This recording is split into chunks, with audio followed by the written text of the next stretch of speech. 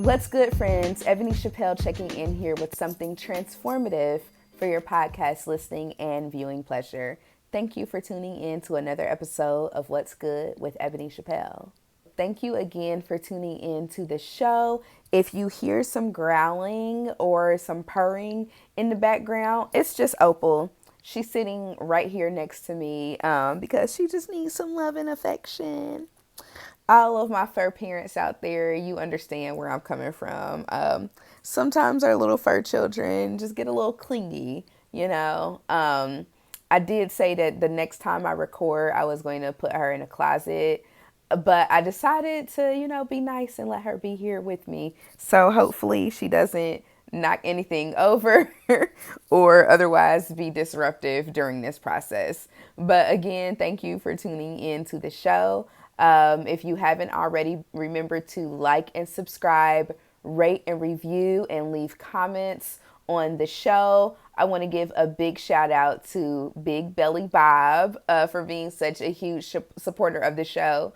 If you're watching, let me know what you're eating or drinking in the comments. I know last week you said that you were having a cup of coffee while you watched the show. So love hearing from you. Really appreciate the support.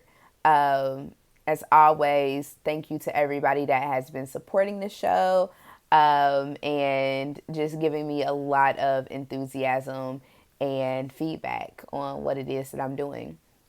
So what's good with me? Let's start there.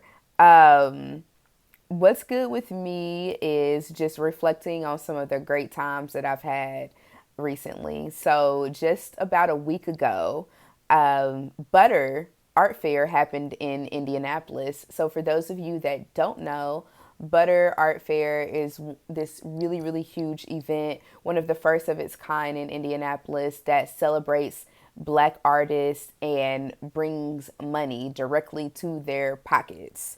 So this art fair featured Black artists from all over the city of different mediums and put over $250,000 back into the Black art economy in Indianapolis. So that was just such a huge, huge accomplishment. And I want to give kudos to everybody that was involved. Gang, all the artists, everyone that came out and supported the event. It was just really beautiful. So I was there 3 different times during Labor Day weekend, just soaking up all of the good energy and the good vibes. On Sunday, Sarah and I hosted the second installment of the testimony service, and that was really, really incredible. So for those of you that aren't familiar with the testimony service, I will drop a link in the show notes to a past podcast episode where she and I talked about the inspiration behind creating the testimony service and what we hoped people got out of it from attending and participating in it. So that was so beautiful. It was a wonderful, wonderful experience. We did it outdoors this time, and the weather was on our side. We didn't get any rain that was in the forecast, and it just turned out perfectly. We were on the sidewalk. The sun was beaming down. DJ Iman Tucker was playing amazing music as usual, and it was a little hot. So our church fans, which are beautiful, if I say so. I didn't create them, Sarah did, but the church fans were beautiful and also the perfect little gift to people on that day because it was so hot outside. So all in all, it was a fantastic, phenomenal experience. I am grateful to Gang for supporting us and investing in us. And you all stay tuned because we are having another installment of the testimony service on November the 12th during Spirit and Place Festival in Indianapolis. So I'm really, really excited about that as well. So on the topic of testimony, it's a perfect setup for our guest on the show today, Dee Ross. So Dee is a community person through and through. He has been doing some amazing work on the Far East Side. When I first met him, it was when I was working for the Indianapolis Recorder newspaper. And I can't remember the exact situation that was going on when we very first encountered one another.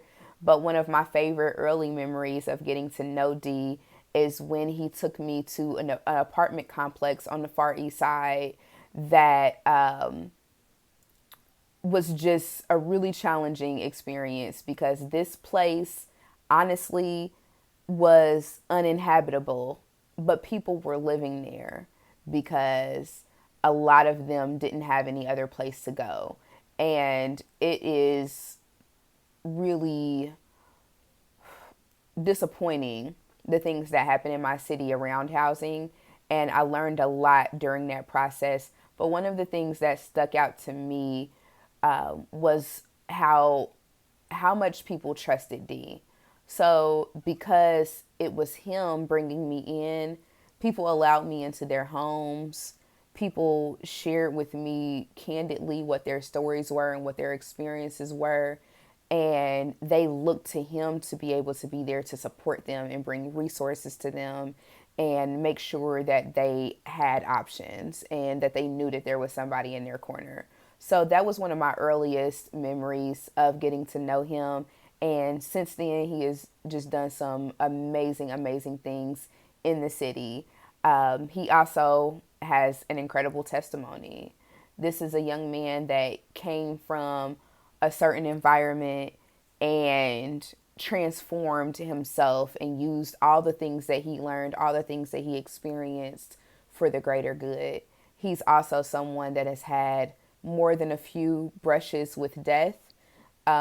But instead of that deterring him and making him feel like he needed to stop, he's used those experiences just to fuel him and his ministry even further. So, Dee and I had an amazing conversation. So, without further ado, let's just go ahead and jump into it. Here is my conversation with Dee Ross. So I am cool with that. But yeah, so I like to start off every interview by asking people what's good with them. And this can be anything that's bringing a smile to your face, that's bringing some joy to your life.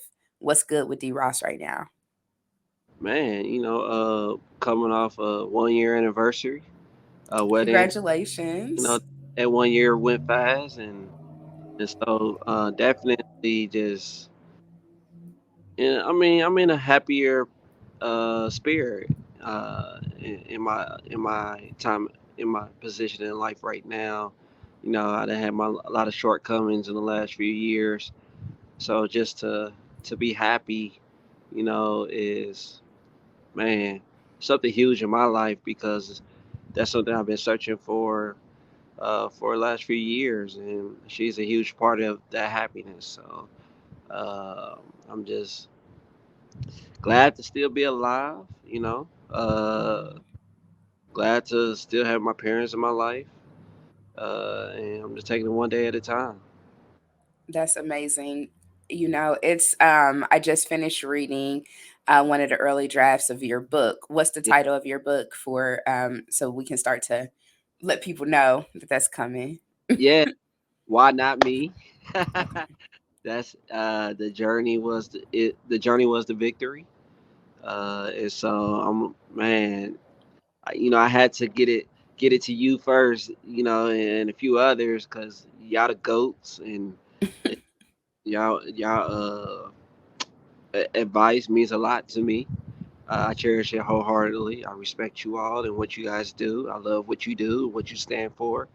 So I always want to make sure that I'm putting my best effort forth in anything I do, and I got to surround myself around greatness, around you Mhm. all, in order to obtain greatness. So yeah, why not me? Is about my life. Uh, seven areas, of, 7 areas of my life. I've been through a lot. Uh, Yeah. so this is more like to serve as a blueprint uh, for people who may be going through similar situations, whether it's growing up in poverty, being in a gang, um, having health challenges or Mhm. disabilities, suffering from trauma, uh, thinking about running for office or playing basketball. I done done it, a little bit of everything, and You so certainly have. uh, I just uh, I just want to be cert. I want people to take advantage as this book as a guide, and Mhm. you're not alone.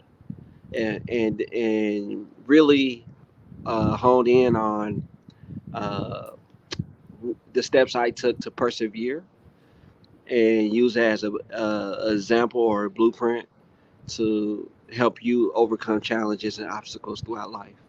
Yeah, yeah. And you hit on some of the things. I was familiar with some of your story, but in reading the book, my eyes were opened up to so much more, and it made me have like an even deeper appreciation for you and an appreciation for the way that God has kept you and really just,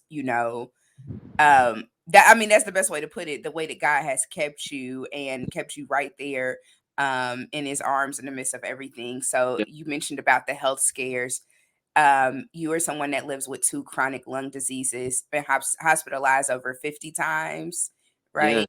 um Dealt with the trauma, growing up, dealing with abuse, all different types of things, and then to become an adult and deal with all the crazy stuff in this world, trying to be active in your community. yeah, um and then I think one of the parts that really, like, there were so many things that I took away, and one of the ones that really dug into me was the fact that you died at one point and then went to a place where you encountered your ancestors and then was pushed back into your body like yeah. we're not ready for you yet. um I've just been thinking about that heavy ever since I read it. Why do you think you're still here? Yeah, I think every near death experience was for a reason. I feel like God works in mysterious ways, and sometimes if you're hard headed, he would take some of the he would take drastic measures to get his point across, Mhm, to slow you down or make you listen. And some of that may be in the form of near death experiences. Some may be in the fear of being fired from a job or let go, or or having high blood pressure. mhm. It's different signs. We give the devil too much credit, uh, Absolutely. and I feel like God is the author, and He is the ultimate doctor over everything, and so He knows exactly what's going on. It's constructed by Him, and we have to become more aware of the signs He's sending us. And when we become more aware, especially with that near death experience with me, they gave me a bigger sense of purpose. I thought what I was doing, even giving back, I thought that was enough. Like doing the Ross Foundation thing, and he set me straight. He was like, Mhm. man, like I had to get you away from all the distractions. And he had a heart to heart with me and said I was being complacent. Wow. And remind me and reinforce that I have a bigger purpose and bigger calling in life. It's bigger than anything I could ever imagine. And so sometimes you could put a ceiling on your dreams and never really reach your full potential when you do that. And Mhm, so I've learned that not to put a ceiling on my dreams because anything is possible through God. Anything's possible. And you never know what measures he want to take you to throughout mhm, life. So when you put a ceiling on that, that limits yourself. That limits your purpose. That limits everything you stand for. And what I was doing was saying that, oh man, my job is done. I done a lot with the Ross Foundation. I should be able to retire and just relax, mhm. be You humble. was ready to retire in your 20s, like at 20 something? Well, the thing is, especially with my health, uh, Yeah, okay. Yeah, know, that makes like sense. I kept getting sick and sick, and and it was just like, man, I need to figure out who could take over this thing and let me step away and let me just be the founder and not have to run anything or anything, just making sure they get some money to fund the programs. Mhm, Um, because it's my story, right? But God told me, man, He's not done with me yet, and He clearly indicated that because I didn't die. It was so many times throughout my life that I could have died, not just through my health scares, but just living in poverty, running the streets. Those 38 traffic days, 38 street traffic days. Being one of those um, fearless and just living life on the edge type of men at that time. I didn't care. I was so reckless, and I look back at all those things. I'm like, man, thank God. Wow, it could have went took a matter for the worse, and Yeah. I wouldn't be sitting here to fulfill my purpose because at times I was living a more selfish life, doing what I wanted to do and not what he wanted me to do. And life is too short. And so we only got a small amount of time Yeah. to fulfill your purpose and have your imprint on this world. And I just want to be happy and do what he called me to do. Hmm. Wow. I you're one of a few people I know that have had a near death experience, and some of the things that y'all describe is so similar, like seeing the light and feeling like this overwhelming like warmth and like this love that just like takes over. How do you think going through that and other things that you have experienced, how do you think that it has changed you as a person and as a leader in your community? It has changed me so much. I mean, Ebony, you've been knowing me for a while now. Hmm. You probably can even see the growth, the small wins, right? Yeah. Uh, I it's just sense a very deep calm about you. I do yeah, know that, a very deep calm and like it's like a vibe you get from like being around your elders, like that wisdom. Like I just see shit like bigger than the yeah, petty stuff that we get stuck on. Yeah. yeah. I just learned to be at peace with everything. I don't, I don't care if you have a problem with me. I don't care if you disagree with me. I'm gonna be at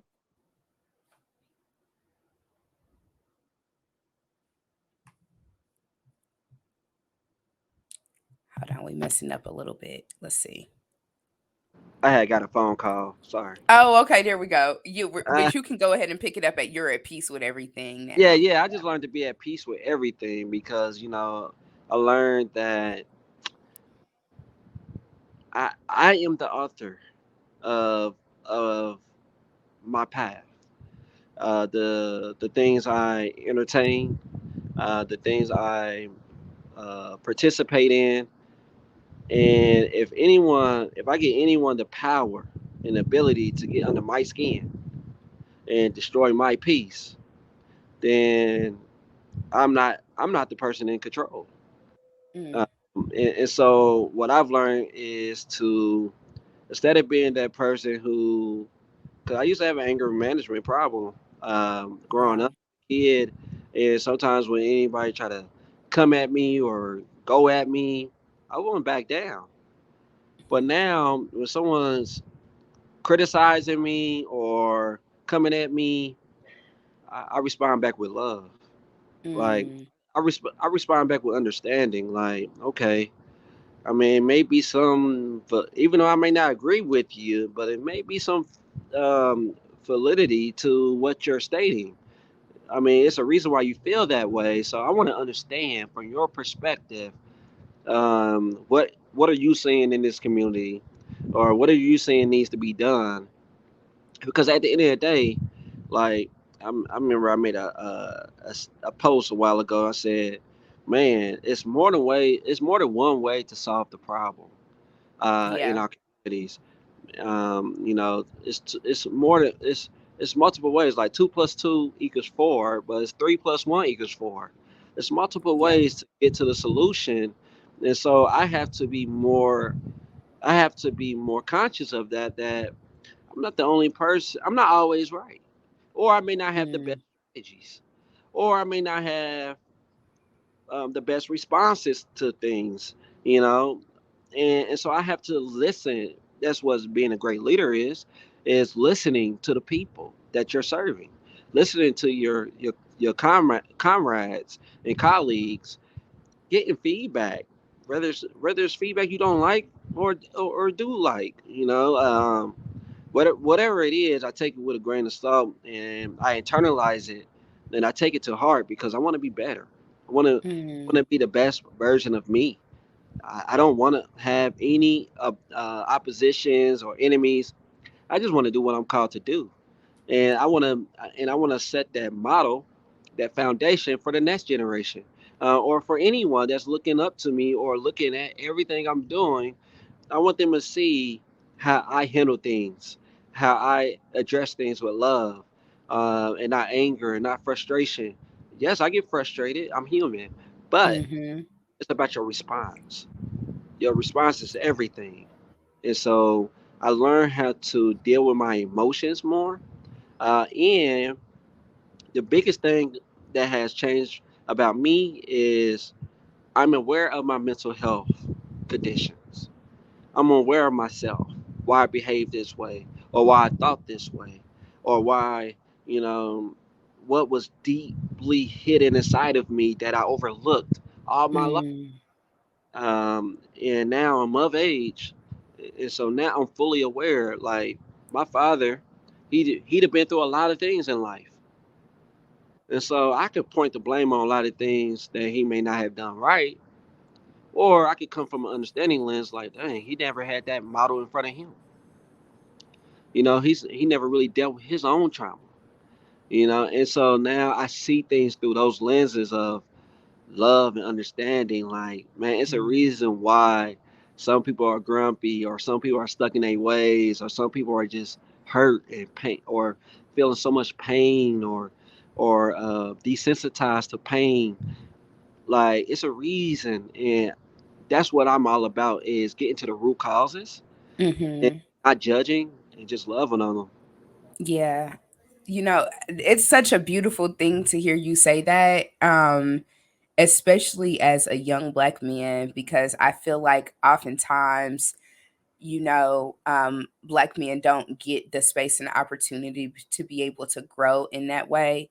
And then we miss out on that magnificence. But, I know it gets hard because it gets hard for me Yeah. to do that. And I just understand it can be difficult, especially when you're someone that's in the public eye, because there is scrutiny like every which way you turn.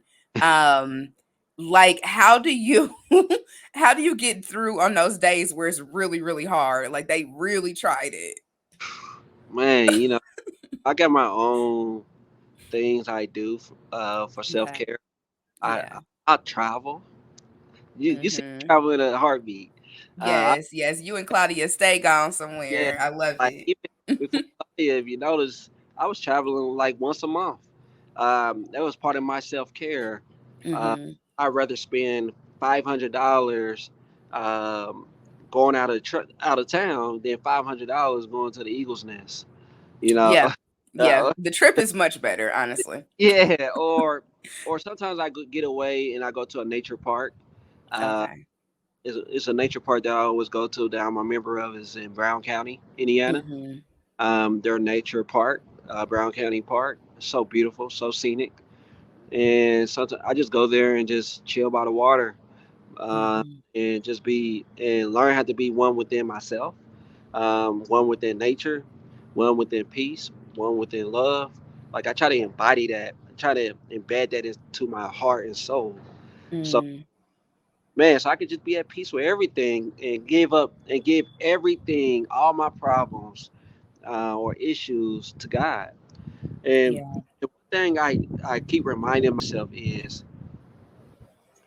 every test I've been through was by design.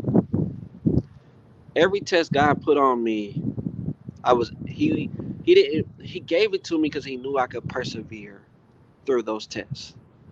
And now those tests have become testimonials.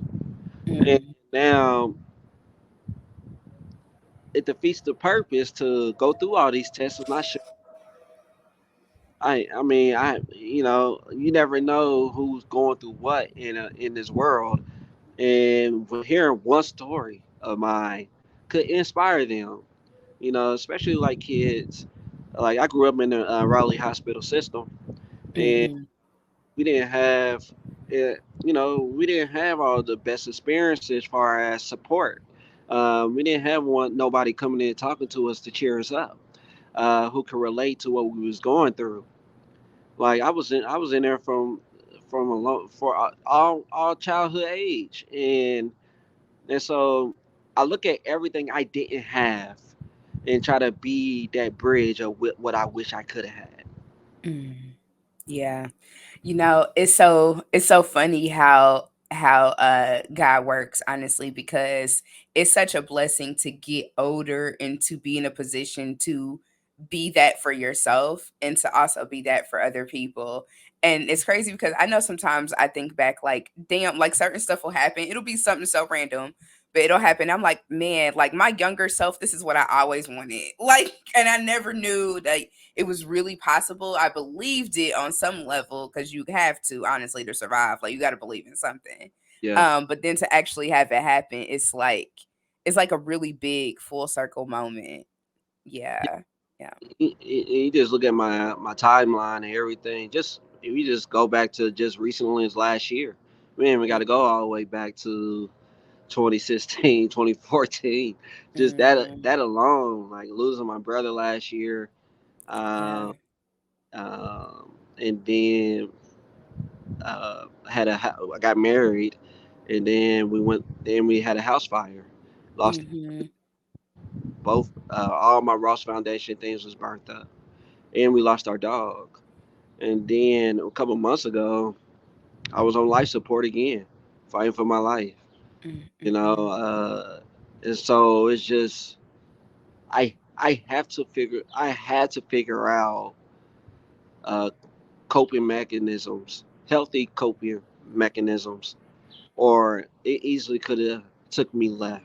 Easily, Mm-hmm. just one of them alone I was just about to say, just one of those things would have been enough to do could that. take you to a deep rabbit hole of depression or to Yeah. addiction or any of those things. And so I knew I was conscious of that. If I wasn't conscious of mental health, my symptoms and behaviors and why I'm acting this way, that is like Mm-hmm. grieving, different stages of grieving, blaming yourself and being mad at God. Like at that time, like that's normal. That's part of the normal stages of grief. Yeah.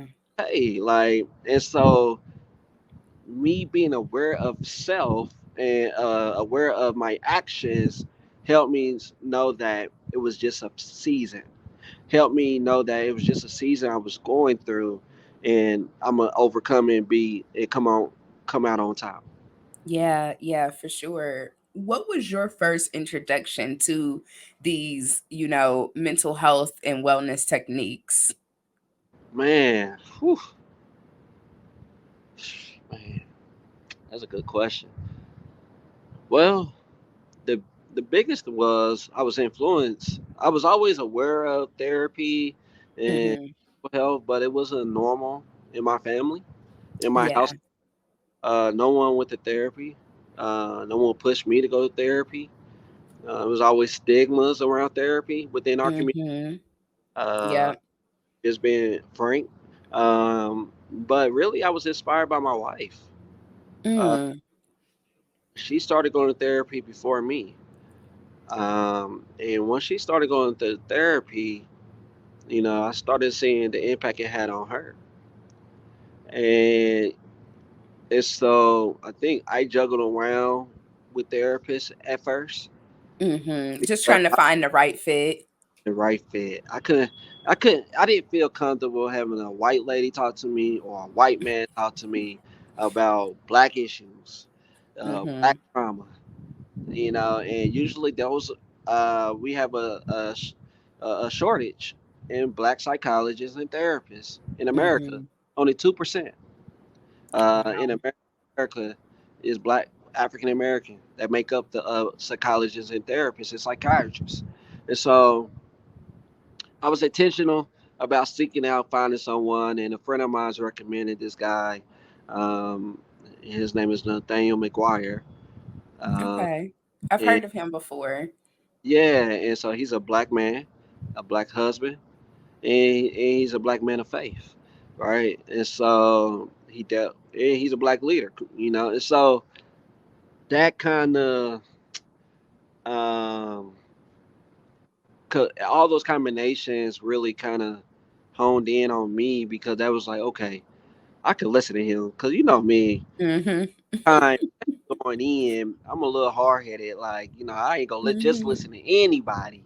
You know, Yeah.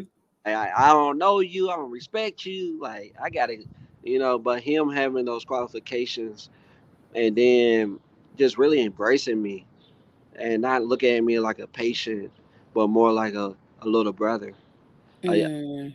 man who needs guidance and help. So he wasn't just my therapist, and he was like more of my mentor, my advisor in certain situations. So and he's still been my therapist to this day. I go every single Yeah. week, Mm. every single week, and we got to normalize therapy.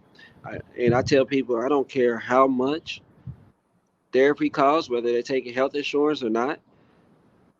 How important is investing into your health? It And, is the most important. and so mental health, your wealth is determined by your mental health. Mhm. Yeah, absolutely. And I can't tell you enough how like happy this is making me to hear you talk about things like this because so many of us don't have those kind of outlets and those resources, especially people doing community work. And I want to have you speak on this from your perspective, but I feel like so many people that are in these leadership positions, if they're not taking care of themselves, it has a detrimental impact on the work they do because we see it all the time. We see people getting into battles with each other, um you know, not being able to provide services the way they really want to because they're not well enough, and it's like a trickle down effect all the way through. And I just wonder how much further we could be if people were taking care of themselves. Man, self care is number one. We got to be okay with saying no, Mm. and we got to be okay with. We need to understand. I'm teaching a course called Grassroots Leadership Academy. Oh, great. Tell I need to know more about this. Yeah, so I'm teaching people how to be true grassroots organizers, leaders, Okay. and, and start their own grassroots organization. So all Mm. of those things are three different subjects, do three different things. So I'm really taking them through the steps of understanding what it means to be grassroots. But the biggest thing I'm teaching them about is doing this work. You have to uh, empathize therapy. Yeah. You gotta make that a priority. Like straight up, like you cannot do this work without self care. Mhm. Sometimes we could be too selfless, and that can harm us. And I Yep. be in a position where I'm too giving, too, too there, too available, and it has impacted my own health. Yeah. And and then when I needed someone to grab on, I didn't have no one to grab on. Now I was killing myself. And so if I'm dead, how can I help somebody else? Um, Mhm. and so I'm teaching them through that course the measures of self care, uh, how to balance being selfless and giving back. Uh, it's just boundaries that we need to understand because our health is everything, and we got to be alive and well. And I can speak to that so Mhm. well. And I think also, I think we we have to also become mentally free, and we also need to understand our human capital. And Yeah. How would you describe human capital? yeah, yeah. So human capital to me is so people used to take advantage of me having a good heart in the community, a giving heart, and like, come speak on this panel, come speak at this school, and I was scared to ask for money, like, Yeah. you Yeah. know. And so like I used to be scared, and so now it's like it's not about it's that stigma, for black people. Mhm. Black people are the only ones who fear asking for a sedative back, Yeah. uh, and white people getting boom, boom, boom, boom, boom, getting what they want. Listen, all Um, kind of stuff. yeah, and wrapped around services, resources, all kind of things, right? And so Mhm. I had to learn my dad, even though I may not have a PhD from a top scholar university, but I have a PhD in my community. Mhm. And so the way you pay them to speak on an issue or a case study, you got to respect my time as well. Value me as Absolutely. my human capital. Uh, Mhm. the way I do business now, it's a lot of white institutions and white businesses that want to come into minority communities. But some of them are failing because they don't have no relationship or connection to that community. Mhm. And so, Mhm. And some of they haven't made the investment yeah, either in to the begin with. Yeah. in the past, people, like some community centers or people, white led organizations or businesses would ask me to do something for free. And say they asked me to do outreach for free for their organization. Because I got a good heart, this is what we do. We known for this. We know we're gonna be in the community, meeting people where they are. And Mhm. I had to understand that they got $100,000 just for the outreach, Yeah. and they job for free.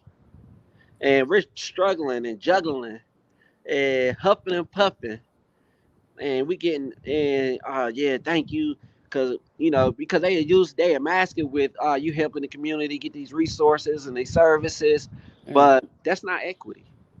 No, it's not. It is. It's so far from it. And it's good that you're starting to think. Well, you're thinking in that direction, and I hope that more people can do the same. What would you say was the turning point where you realized, okay, I need to be going about this differently? Well, I wanted to get away from this depending on grants, uh, Yeah. and and I had to tap into what are my strengths. And once I Mhm. realized what my strengths were, I would say, okay, how can I monetize some of my strengths so I can fund my organization myself? And so now outreach is one of our strengths. And now we do outreach for like 7 organizations in the community, like the Indianapolis Urban League and others. Mhm. And we're like if not the biggest grassroots organization in the city of Indianapolis. Yeah. Uh, and so we do outreach very well, and that brings in a lot of revenue. But also, we have our own businesses. We started backwards. Most organizations, most businesses, they start for profit, then they start the nonprofit, but they do it for tax purposes. They don't really Mhm. be intentional. Some of them do, but most of them did it for tax purposes, uh, Mhm. and for a business write off, right? And so I started backwards, and that's a good business model. If you're trying to fund your organ, you don't have to depend on federal dollars. You ain't got to depend on going out there or fighting others and competing for dollars, because that's another way of dividing us. That's a big one. We have such, and you know it better than I do being inside that world, but we have such a huge problem with that. And then people feeling like if they aren't recognized by Yeah, these institutions with money and stuff, then there's something wrong with them. Or now that means now I gotta have a problem with D, or gotta have a problem with whoever else's organization because I'm not getting funded. And it's yeah. it's a trap, period. So Yeah. what I'm trying to do in teaching the Grassroots Leadership Academy is how to become Hmm. independent, sustainable organizations, leaders, and organizers, where we could bring in our own dollars, our own Hmm. dreams, and not have to go. and fill out 30-page essay on and give them all your metrics, give them all your outcomes, give them all your data, and give them all your Mhm. demographics, give them all your research, give them everything about your organization, and you still may not get it. 50, it's Mm. 64, well, maybe 80-20 that you may not get Wow. it. Right? And so I look at it from a lens is like I just started my own mental health agency. We are the first mental health trauma clinic on this side of town on the far east side. Wow. And what's the name of it? The root therapy. The Root Therapy. That is amazing. So you guys are open now? Yes, yes, yes. Okay. Okay. And offering what were the services again just that you're offering? Yeah, we accept Medicaid, we accept all healthcare services. It is very affordable, and it's culturally sensitive therapists and counselors Mhm. who's leading it. And so, but that's another stream of revenue that comes into the organization. Mhm. Also, just started our staffing agency too, and we're Wow. and we got one contract under our belt, a business incubator off of 30th and Post that's opening. You may have heard of P30 that's coming. No, I haven't. This is my first time hearing about it. Yeah, yeah, yeah. Yeah. I'm also the community liaison over there too, and so yes, it's coming. Business Mhm. incubator. Um, Man, it's for black owned businesses, startups, everything. It's right there in the middle of the far east side, and Yeah. it's really cost effective. And so I'm there as well. And so we're in charge of hiring people from the far east side to work Mhm. jobs. I want to make sure that this business incubator, you tapping into your human capital again, right? Yep. When they came out here and said they wanted to do something like this, I'm like, well, I'm not doing it for free. I'm Mm. not. Look, and how you guys gonna be intentional about hiring people from this community? Matter of Yeah. fact, put me in a position where I'm doing the hiring for my people to have these positions over here. So Mhm. great jobs. And so now we're standing in that gap, helping with the employment gap over there and helping people start there and making sure that we're in a position of accountability because I'm also the vice chair of the whole business incubator. And so Mhm. now we're intentional, making sure that Far East Side residents has access to these opportunities more than anybody else because we don't have anything on this side of town. Um, Yeah. Yeah. it's a need. It's it's a deep need. I lived over there for a short period of time near like 42nd and Mid Hartford area, and it was crazy to me how much divestment had happened in the area over the years. Like I remember as a kid what the neighborhood looks like, and as I got older, it's like more and more places were closing and Man, man, just disrepair, and it's awful. So to man, hear that this, yeah, what was you about to say? can't wait till you get my final copy of my book because I Um, add more into that about that. I went down the whole timeline of the divestment of the Far East Side, where it started, mhm. how it was thriving, what businesses was there, and how everything like surrounded was built around Fort Harrison, Yep. military base. And so I went down and educated.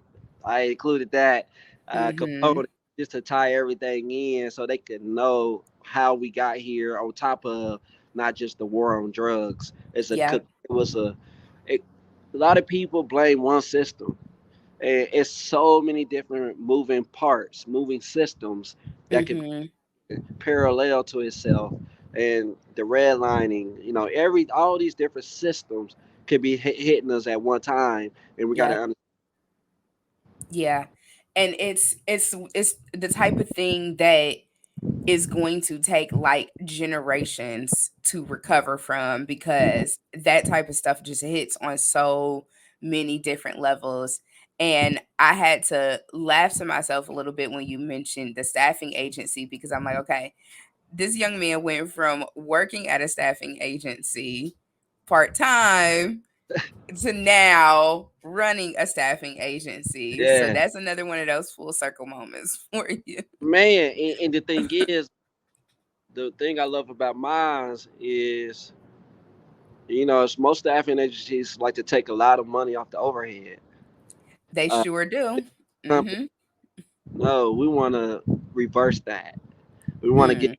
that more money to the residents, to the client, Yeah. and take less money off of it. And so that's how we want to do, Mm-hmm. and also provide wrapped around services because that's already what we do with the Ross Foundation. So it Yeah. makes like it defeats the purpose to send him to that job if he's not mentally ready, uh, Exactly.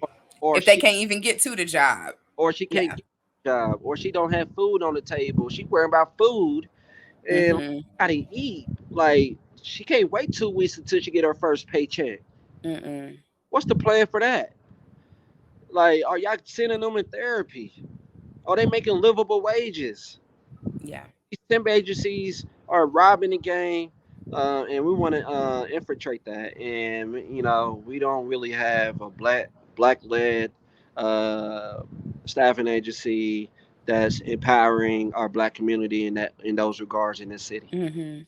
Yeah, no, it's definitely a game changer because I've worked for a few staffing agencies myself, like one for working out of a warehouse years ago, and then when I did banquet serving, and yeah, no, they treated us like we were um I don't Like, even want to use the word, but it wasn't cool yeah, whatsoever. So to hear about a business is actually trying to take care of the people at yeah, the core as a human being is revolutionary, honestly. yeah. Yeah. And I had to learn.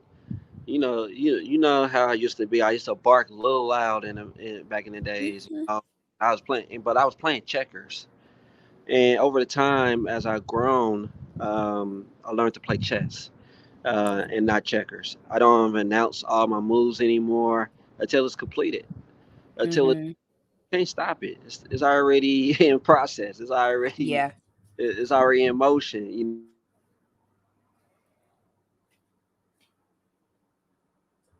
Hold on, you went mute.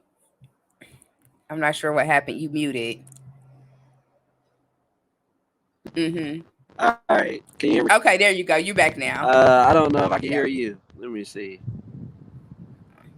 Someone had called me.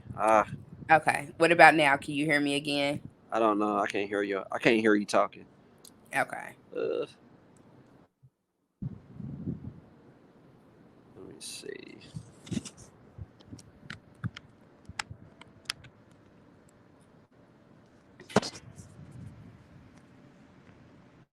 Can you hear me? Okay, I can hear you. Can you hear me? Yeah. There we go. Okay, we back now.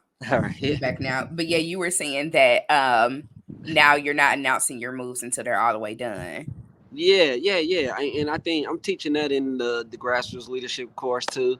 Mhm. Just teaching people how to be more strategic, how to really be more impactful. Like, there's some people I'm working with now that you probably see on social media calling people out almost every day. But one thing, like, why call them out when you could just sit at the table with them For sure. For and then, sure. and then give Yep. them a chance to make things right. And Mhm. then when they don't make it right, now you have their say so in writing. Now you have an email in writing, or now you have notes in writing to really help build your case on why we should uh, not vote for that individual or Mhm. hold them accountable. One thing Yeah. I've learned is doing this work.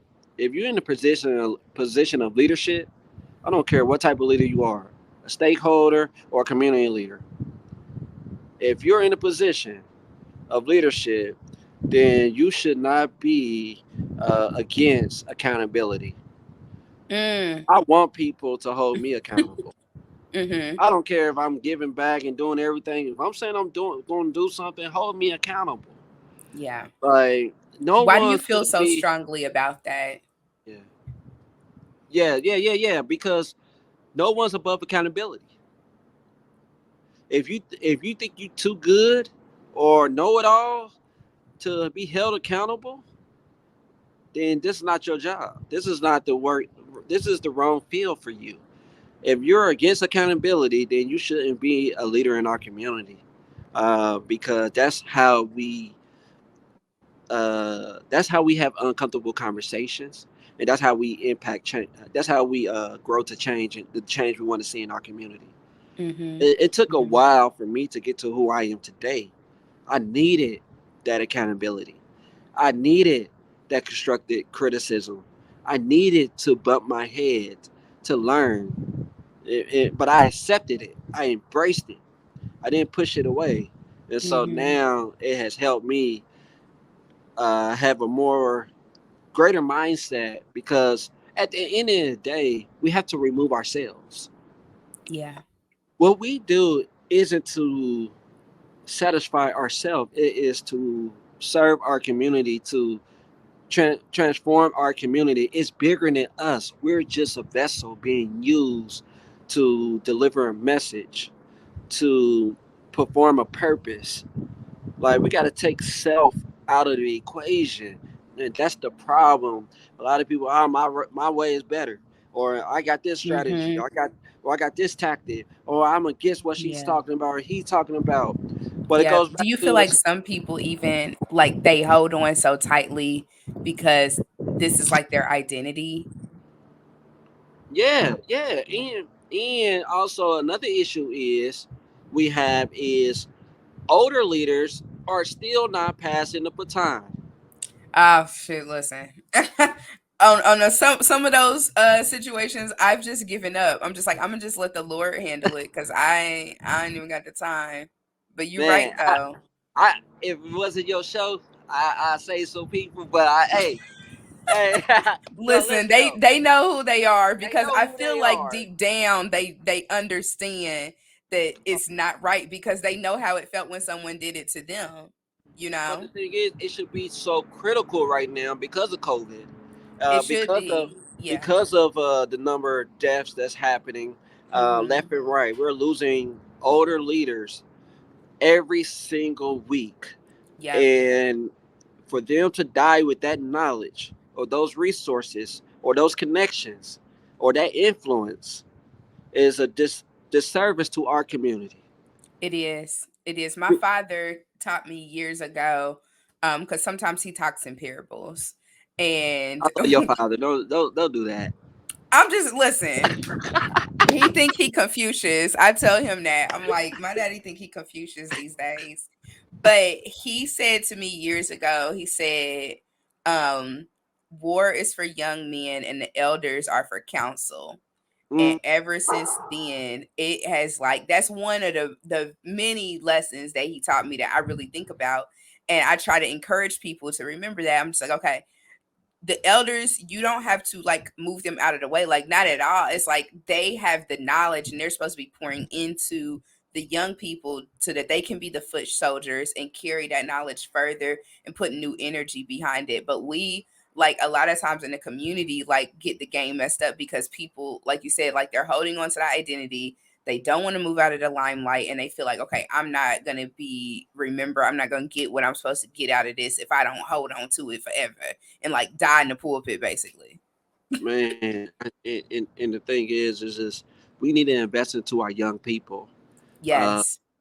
and our millennials, Mm-hmm. ourselves. Like, they Yep. need to invest into us, because we're at that tipping point where it's like, hey, we're doing our own thing, but like, we could use you guys' support and counseling and advice, or resources to make sure that we don't go in the same rabbit hole that you guys did, and Yep. that we become more sustainable. And that's how we push the legacy forward in a more Mm-hmm. sustainable direction, where we don't have to keep having revolving circle play itself out over and over the same Yeah. way and get the same results. Mm-hmm. That's Absolutely. the way I think, and so hopefully we get there. I'm praying. Hopefully, yeah. I mean, I feel like there's enough of us that think that way that if we all just keep building with each other and supporting one another, that we will see the tide start to change. We'll see the culture begin to shift when it comes to that, because I mean, you're 100% right. There's so many little intricate things that happen when you're trying to make large scale change in your community that you don't even realize is going to be a barrier until you get there. Like you've experienced that multiple times. Like Yeah, nobody explained this. You think, oh, I just want to do the right thing. And you get there and they're like, hold on. yeah. Here's all the reasons why. Man, No. it's so many different gatekeepers Yeah. in our community that is Hmm. blocking things from thriving. And it could be your own very own people that look like you. And Yeah. so we just need to become more educated and aware of these gatekeepers, of these barriers, because sometimes it's blocked before it even gets to the table. Absolutely. Absolutely. So as we start to wrap up, what are some things that you're working on right now? You mentioned about the mental health facility opening up, the staffing agency, you got the book coming out, um, Yeah, so many things. yeah. Man, right now it's just really our community center. We just had our grand Yeah. opening this year. Uh, Congratulations. And the and park. thank you. Yeah, Yeah. in the park, Dee Ross Community Park. Check it out off of 42nd and Post Road, right in the heart of where I grew up at, born and raised. Hmm.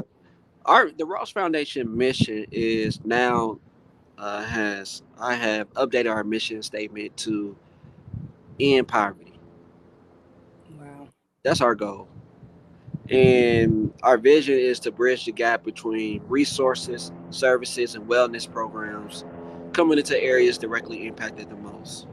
And so Hmm. if we don't have that resource or service, it's our job to go find that partner that provides that service and Hmm. bridge that gap, because it's not that it's a lack of resources out here, it's a lack of outreach. A lot of them don't go in the trenches.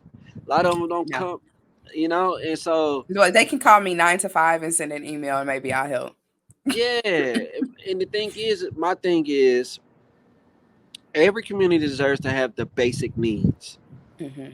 42nd and Post should not be begging for something they're entitled to.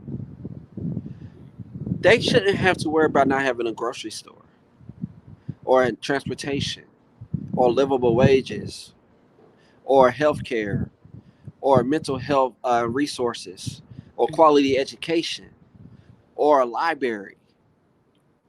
They got to worry about that now. So when we talking about when media tries to blame, or some stakeholders try to blame the residents, that it's their fault for how they are and they need to do something about it. That's not right. That's Hmm. inhumane, because when you take all of the resources out of a community, you put them in survival mode. When you eliminate the options, what other choice do they have? And so, our job with the Ross Foundation, we used to do annual giveaways and stuff like that, Hmm. giving back, but we also do intakes of those giveaways. So, at those giveaways, we identify what the need was in that zip code. And so that's how the community center came to be. People couldn't wait months for another community event to happen by us to get those resources. We needed to have something on a daily basis for people. It's so much of a need. We needed to Hmm. have something that that combats the basic needs, the lack of basic needs in our community. Because if they don't have the basic needs, it's a lot of people who have poor reading comprehension. Yep. A lot of kids, and we have one of the poorest reading literacy rates in the entire state in that zip code. Mm. Why don't we have a library on 42nd and Post? And so, or satellite location. So we put a reading program in the library within our community that looks like them, that identifies with them. And our job is teach these people, our community residents, how to read. So when they do get a job application, they will understand it. Hmm. A lot Yeah. of people don't understand the trainings, A lot of people don't understand the trade, understand college education. They're not there yet. We have Hmm. to. Some people are not there yet, and we have to meet them where they are. What about those populations? And Yeah. so that need is not being met, and usually people get thrown, get a job, or go. It's a job fair hiring at this community center or at this Yeah. trustee's office, It's but like it's so many barriers. Like so even many the barriers, technology barrier is technology. beyond. It's so many Yeah. things, and so what we want to do is alleviate that barrier and Hmm. challenge to assessing the basic needs, and we want to be that gap. And so we don't want to focus on doing anything financial literacy or anything with trades or anything like that yet until we address the basic needs, Yeah. because you can't skip over that and put them and try to teach them how to thrive when they are so underneath the ground, they are stuck in survival mode.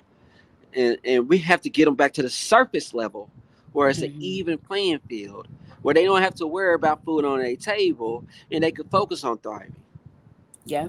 You can't put them in a position where you're trying to teach them how to thrive when they still focus on surviving. Hmm. Absolutely. Well, Dee, I know the East Side is really, really blessed to have a champion in you. Our city is blessed Thank to you. have a champion in you. How can people stay in touch with you and stay up to date on Thank you. everything going on? Yeah, all social media outlets. You can follow me at D Ross, Dee Ross. Uh, You can also follow me, follow my organization, the Ross Foundation, on all social media outlets. Uh, and then you can just send me an email. I'm very reachable. Uh, I Awesome. am not one of those sedity community leaders who ain't gonna call you back or meet with you. Like, I'm very humble, very easy to talk to, very outgoing. You hit me, you shoot me a message. If I don't have the answer, I'll find that answer. I'll find someone with that answer. And so I'm very resourceful. But yeah, just take advantage. Uh, we really gotta put a lot of these people to work who's saying they serve in our community, Hmm. because we're losing children more and more every single week, by people saying they doing something they're not. And until the community holds them accountable, then we're going to continue to lose more and more children, because that's blocking resources to get into certain children's hands that we could have saved. And Hmm. so, yeah, just anyone could get involved. It doesn't matter if it's just 30 minutes, 1 hour of your time a month. Everyone plays a critical role into eliminating poverty, systemic poverty, and it's gonna take us to save us. Uh, Hmm. my boy Ted Hardy always say, it's gonna It take the take the hood to save the hood. you know, and so, and I always say we got to put the word unity back into the word community, Hmm. and but we got to have genuine partnerships, and we can't have no one with no hidden agendas, because that can be another barrier to the thrive the to keeping our community from thriving.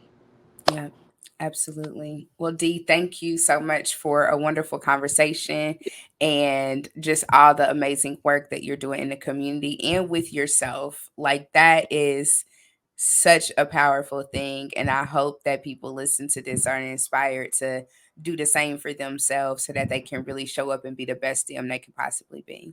I mean, that's what it's all about. Yeah. Showing up to be and aiming to become the best version of yourself.